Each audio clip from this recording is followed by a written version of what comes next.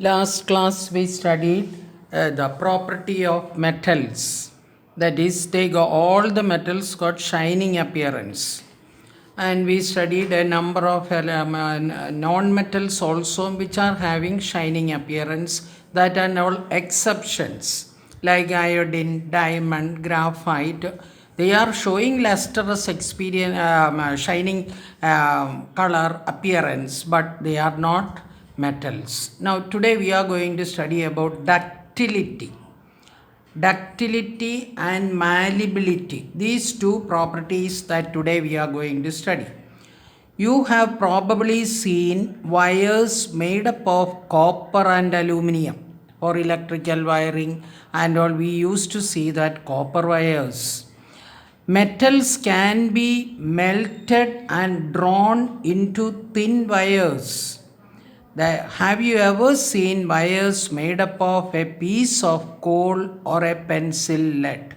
It is not possible with a pencil, lead, or a coal in order to make a wire.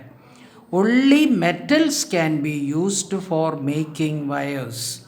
The property of a metal by which it can be drawn into thin wires is called ductility.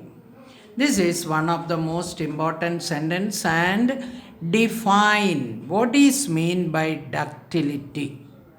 These points and all again comes in the last things to remember and know these terms. From there it is, if you write and study the same sentence you can remember. Therefore that points when it comes, you study here, wrapping it up and know these terms. In know these terms, all these points are given. See, ductility, malleability. From here, you can write the sentence. Ductility, the property of a metal by which it can be drawn into a thin wire. Malleability, when we learn that property also, you can look from here and write, so that anyway you have to study this, wrapping it up full and know this term. If you write and study, you will remember nicely. Therefore that is the first point, you can just mark it, that is ductility. Writing you can do it later. That is point number 1 for today. Then the property of metals by which can be drawn into thin wires is called ductility. Metals are ductile, whereas non-metals are non-ductile. Non-metals cannot be drawn into thin wires. Gold, silver, aluminum and copper are very ductile metals. Examples: ductile metals, gold, silver, aluminum and copper. Next property, malleability. The property of a metal by which it can be hammered and beaten up into thin sheets without breaking is called malleability. This is a second point that you have to study today. Therefore that you can write it from the know these terms. That means malleability is given. Therefore in chapter number 6 already you wrote some notes. Below that put the date of when we are studying that portion and then write 1 ductility, 2 malleability. Metals are malleable. They can be hammered or beaten up into very thin sheets without breaking. We get thin foils of metals because they are malleable. Gold, silver, aluminum are highly malleable metals. Non-metals are non-malleable.